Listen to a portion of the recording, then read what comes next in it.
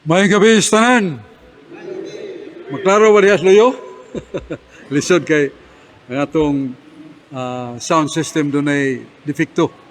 Brad Jeffrey, Brad Hernando Mangitngit, si Brad Guba na gyud. Tanggal na nila doon ang sound system except na lang sa simbahan. Sige lang kay unya na kay kikita mi ni Brad Adam ugma tingali. Ang ato dayong convention sa Catholic Faith Defender Cebu Archdiocesan Chapter Oktubre 22, 23, Sabado, Domingo. So ang binyo na lang may atong sabutan kay medyo doon na may daghang mga batanon nga mga pil. Sunod na tayo game, sports, busan kinahanglan ta og lapad nga dapit. Ang usa ka area mao ang University of San Carlos kining high school department sa Basak. Puhon maka adto mi ni Brad Adam maganda migsuwat o mutana ta og kinsay rektor aron mo may mo approve ngatong rektor. So salamat ta Brad Adam. Ngadto niya ta. Unya naminaw ko sa atong speaker may kay mo deliver si Brad Paul John Tero ang iyang kahanas sa pinagi siyang kanunay nga pagbansay, pagigsulti, mga pagigpulong nga takos sa natong mahibawan. Mubura niya akong pagpaambit karon kay lagi na sa buhat 15-16 mayon ng Diyos nga akong tukuron pag-usab ang akong balay nga napukan sa panahon ni David. Actually, this is a prophecy na sa Amos 8:11 nga ang iglesia sa Old Testament na pukan man kay pulihan naman og bag-o 4:26 sa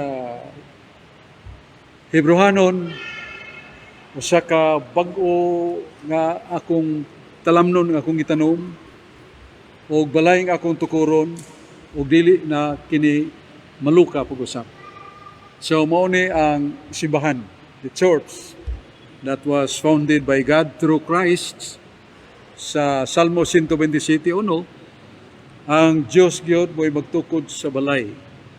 Kay kun dili ang Dios mo'y magtukod sa balay, kawang ang kabudlay kahago sa tao.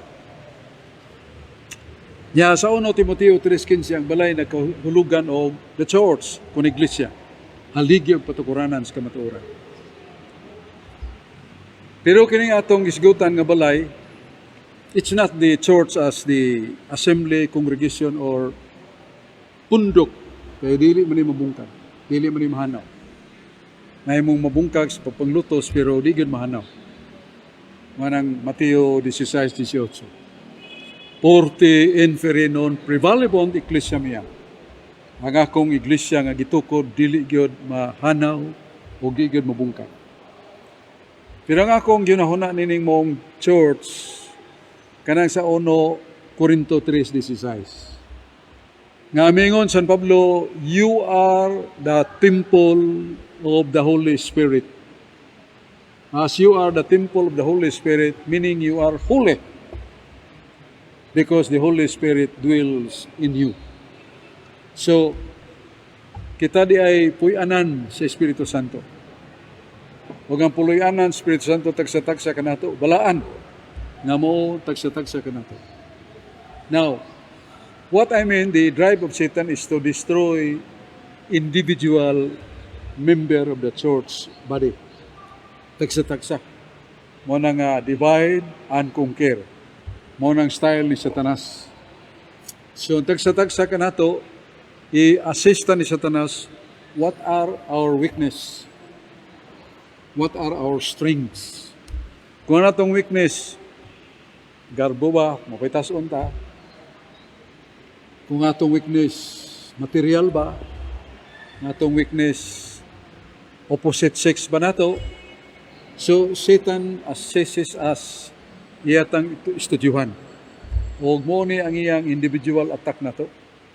So mo nang kinahanglan sa taog dunay individual defense and strength kinanglan sa taog tinagsatag sa nga taming kalasag panagang. O gusto ni ana, mao gyud ang pagampo. Kay sa San Mateo 26:20, ningon mo si Jesus, sukli ang yawa.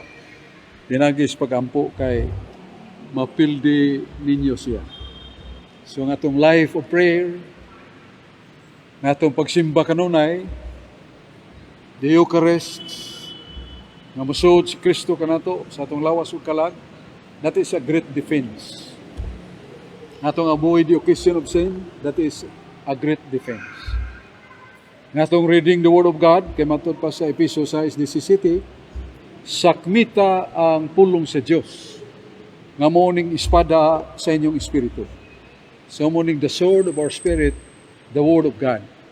Manang konstanta sa readings, labi na sa New Testament, Book of Sirach, Book of Wisdom, Book of Proverbs, ang praises to the Lord, ang Psalms, ang Salmos. So kanunay itang magpamalandong sa mga pulong sa Ginoo, ya kuyog ta sa atong mga kaubanan sa pagsangyaw, pagtudlo sa uban. Importante na. Kay inyo there is strength sa panagiusa dunay galamhan ug kusog kay sa individual lang. Unya akong ipailan ninyo usa sa atong kauban diri nga nagtuon sad sa mga pulong sa Dios, makapaambit sad usa siya sa mga magtutudlo. One of the professor sa atong mga tunghaan dinhi sa siyudad Subo. Muna akong lungog pagpaila kaninyo upaambit kanato si Brad Arne Agapay. Tapos luyo atong hatagag bisipang pakpak. Brad Arne, your turn.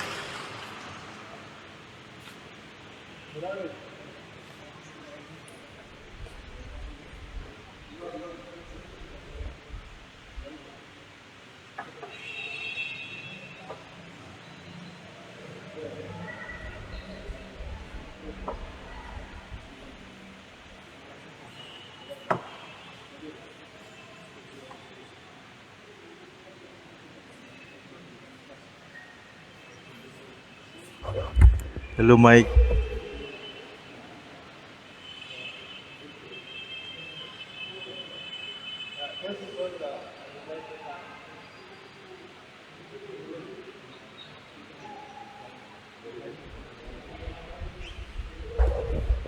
Hello, Mike. Test. First of all, I would like to thank the President of the Catholic Faith Defender, Brother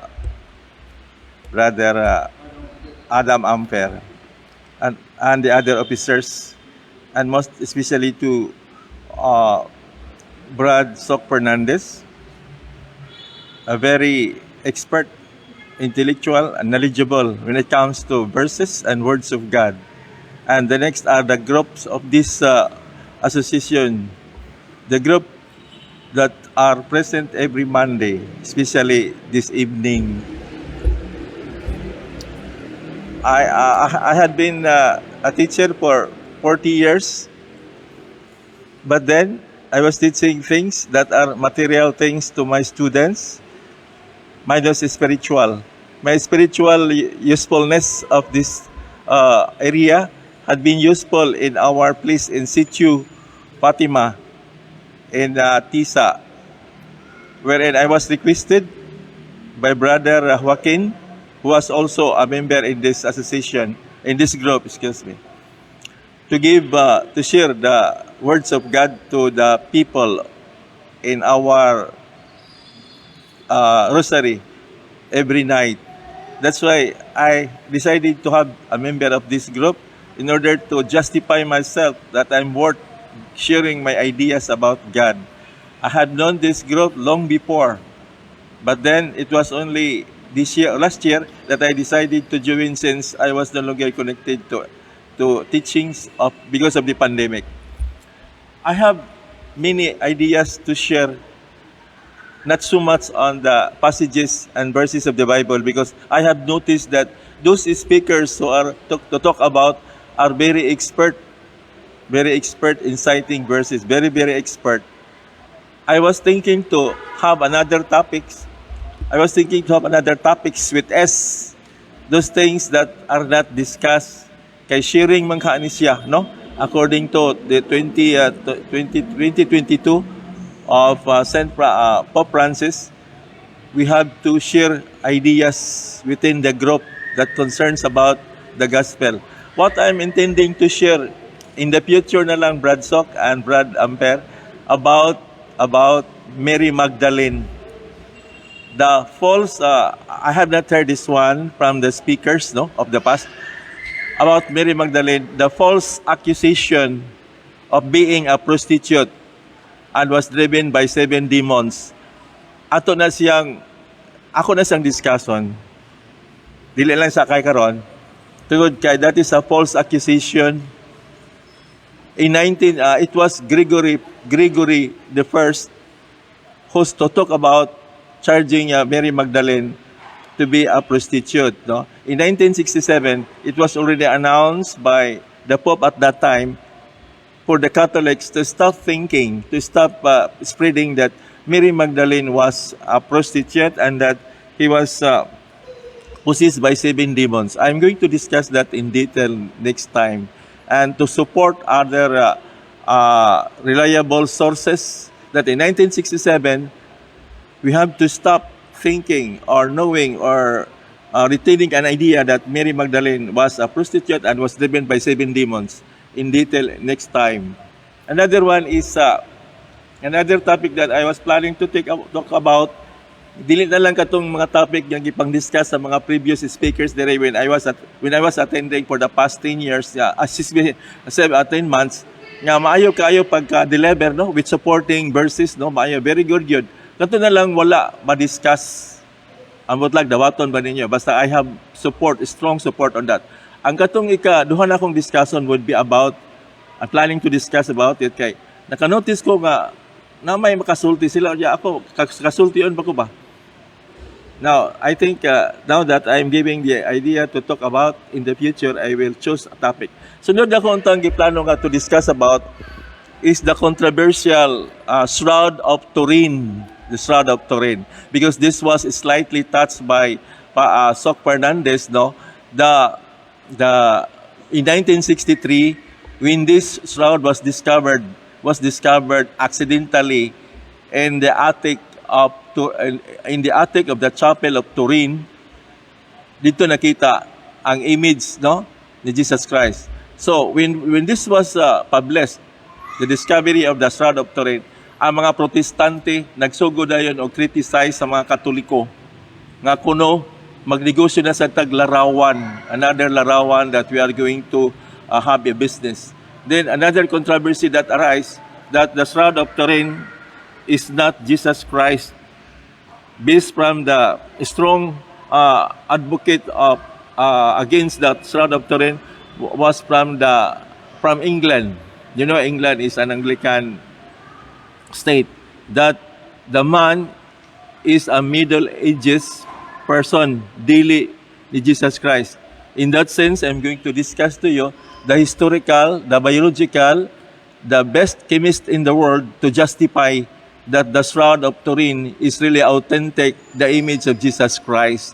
Wala siguro mo kay Baloana, I will share my knowledge because I have compilation on the Shroud of Turin.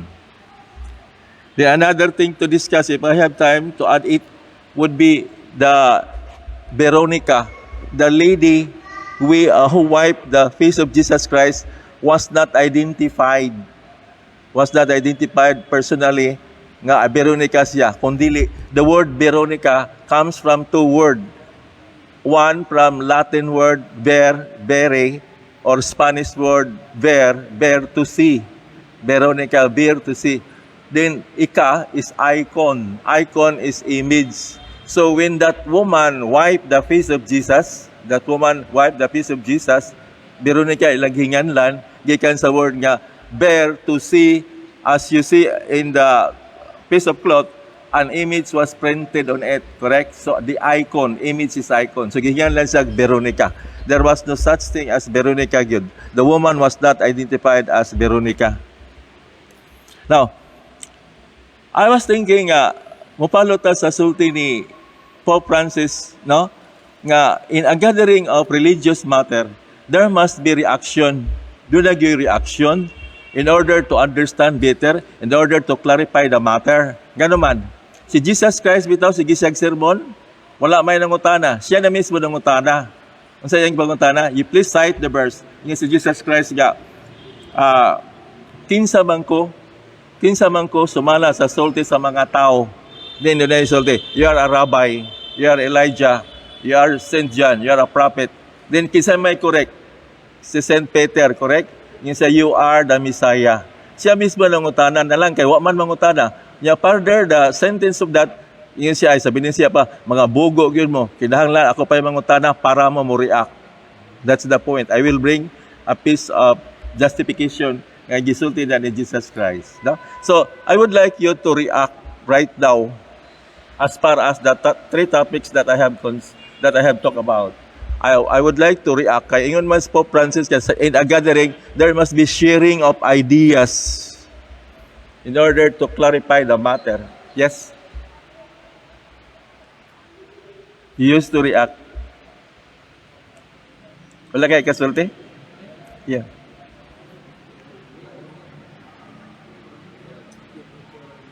Okay, very good.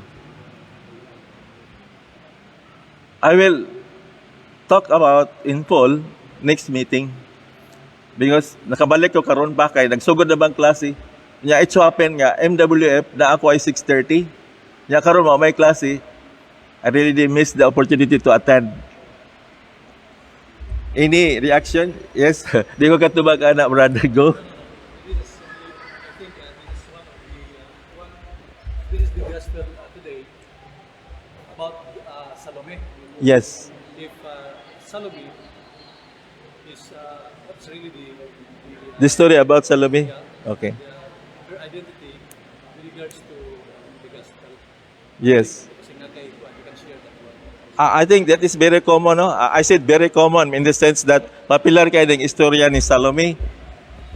Katong while they are having a party, the king was contented with her performance so much so nga the audience were pleased with her performance. Out of that good performance nga bisita na satisfied siya. Pangayo bisag unsa imuhang gusto. But then the mother already briefed Salome to have the head of Saint John, to request the head of Saint John. Now, in line with that, I have a very interesting to let you know. I have a DVD discovery nga dito ang ulo ni John the Baptist na discovery ilawom sa ruined of Temple of Jerusalem. Ilawom dito. Ang nakadiscovery in the Middle Ages na, in the 10th century, when the Templars, Bradsock, do you know about Templars? Do you know about Templars? It is the Templar who discovered the head of Saint John the Baptist dito sa ilawom sa temple, ruined temple of Jerusalem. Yes, authenticated. It is discovery. It's not created movie, but it is discovery. Discovered by the Templar. It so happened that my co-teacher borrowed it and did not return it anymore. Mr. Martinez, ex-seminarian. It should have been a good for us to know that the image of the head of Saint John the Baptist was preserved in the ruin of the Temple of Jerusalem. Wala siya.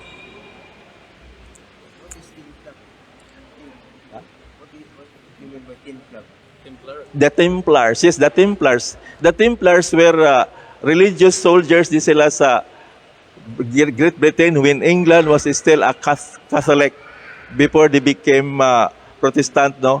They were religious group of warriors who went to Jerusalem in order to take over Jerusalem from the capture of the Muslim Turks. As you know, Jerusalem was captured by the Muslim Turks and that the Templars were one of the groups.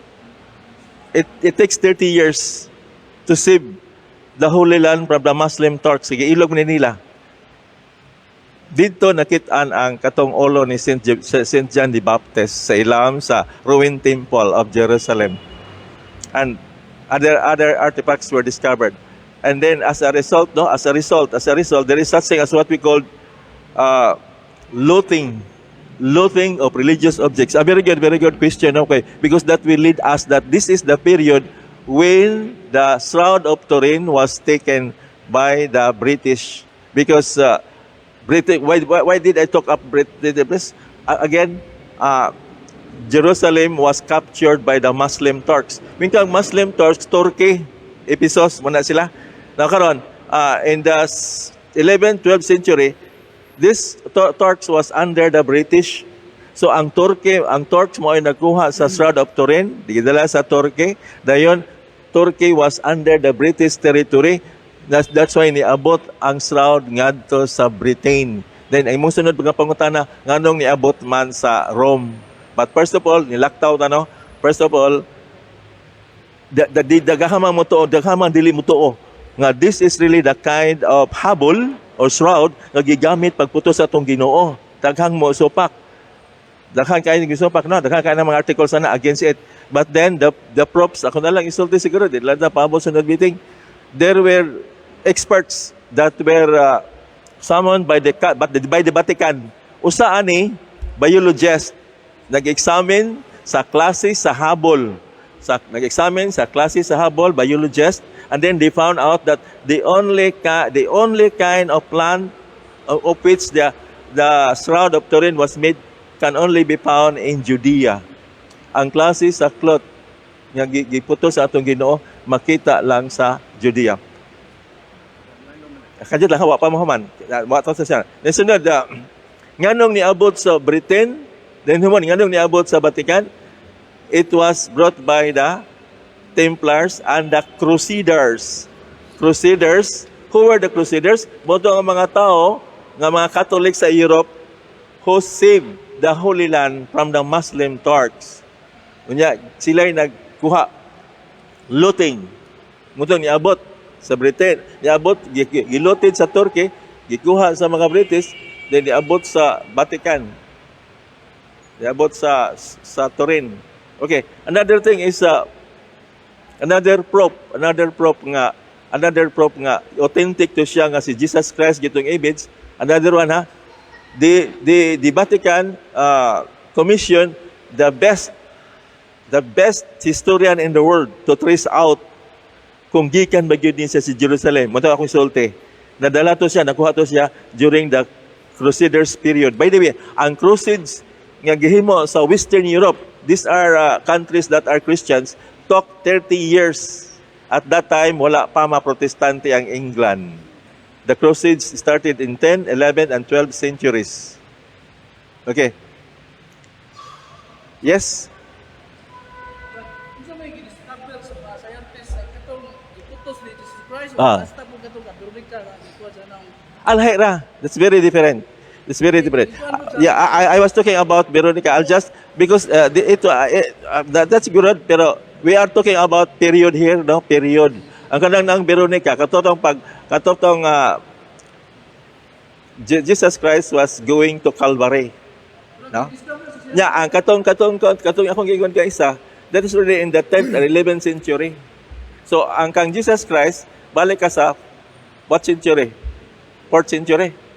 Kung Jesus Christ katong gisakit siya, di ba trapuhan niyang naong nagpasan siya cross. Yes. Kaya ako nagitaan ko sa brand sa forensic simulation sa katong magiputo sa Correct. That's very different.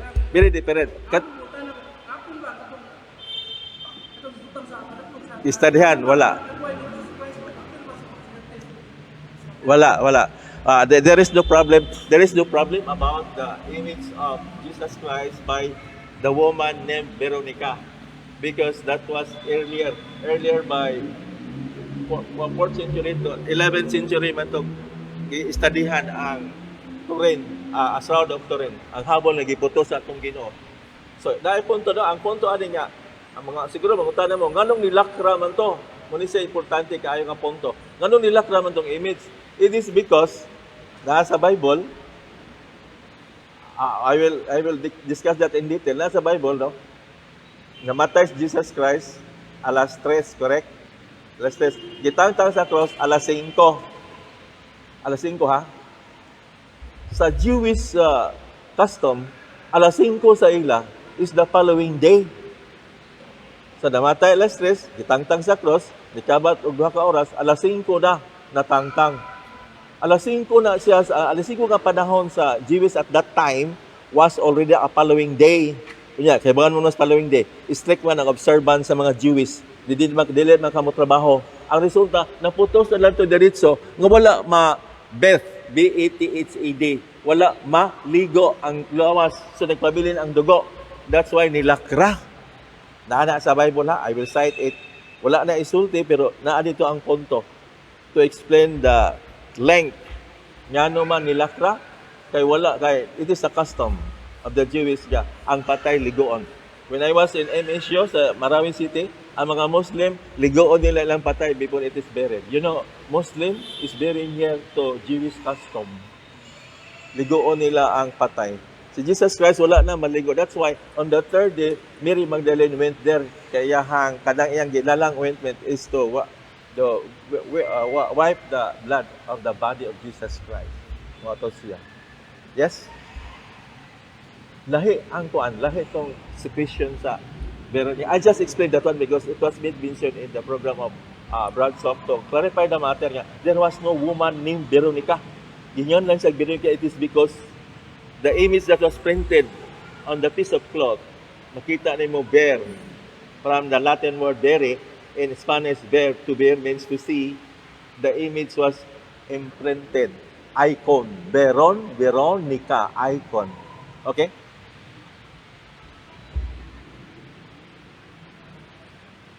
Any other point of clarification? So, giprove sa mga experts in the Vatican the authenticity of the Shroud of Turin. Shroud is habol. Shroud of Turin. Yeah, it was really Jesus Christ piece of cloth that was wrapped when he died. Yeah, katong pag-abot sa England, ang mga Protestante at in 1963 strongly objected nga lain na sa kunong negosyo sa mga Catholic the image of Jesus Christ. Yeah, in 1967, I sent a letter to Brother Soc Fernandez. 1967, I had the discovery nga mao ba gud ni hitsura ni Jesus Christ? Yes, according to the images that was embedded in the catacombs. Doon ay comparison.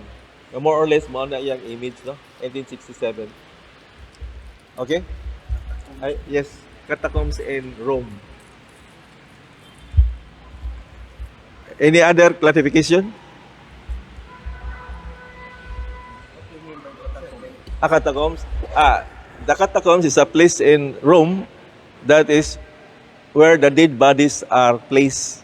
Diha ang mga patay ibutang, catacombs.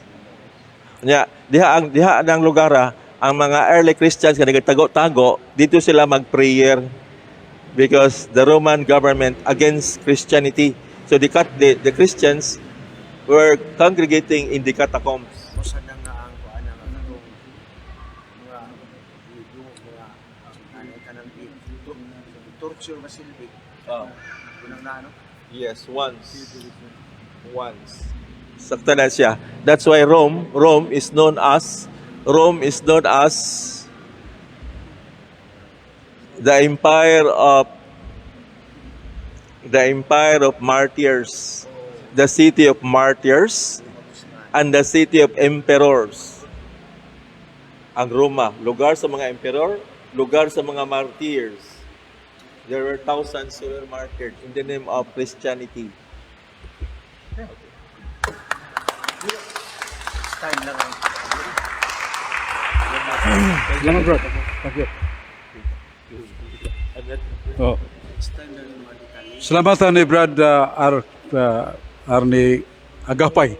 Yan hatag na itong mga overview nga tingali maka-research taniya na para nga ma-confirm matod pa ma-klaro gyud. Yan, salamat tas tanan. Basig nunay bagyo ron, muna nga hinahinay tag pauli sa ato, palihog manindog ta, magampo ta. Sa ngalan sa Amahan ug sa Anak ug sa Espiritu Santo. Amen. Ginoong Dios lang itong amahan, pinagisingan ni Sus ng imong anak, among gipangayo, ang imong panalipod ug panalangin, malayo kami sa mga daotang espiritu, daotang hitabo, o katagi kami kanunay kadasig, dugang kalagsik sa pagalagad kanimo o Dios, o sa panabang ni Santa Maria Birhen nga atong inahan. Amen. Sa ngalan sa Amahan ug sa Anak ug sa Espiritu Santo. Amen. Salamat, Brother ni Agapay, salamat kayo.